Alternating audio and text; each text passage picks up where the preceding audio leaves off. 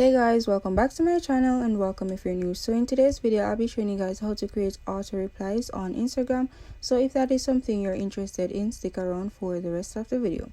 So first things first, you need to launch Instagram and you want to ensure that you have the latest version of Instagram and that your message settings is updated. Now at this point you're required to click on the message icon and then you simply need to select a random chat. Now once you're in the chat, you need to select the icon which is right beside the picture icon, and then you would simply need to click on the plus sign to the right. Now once you click on that, you'd be prompted to create a shortcut and your message. So for example, my shortcut will be G and the message is I'm good. So once I'm done, I simply need to click on save and go back to the chat.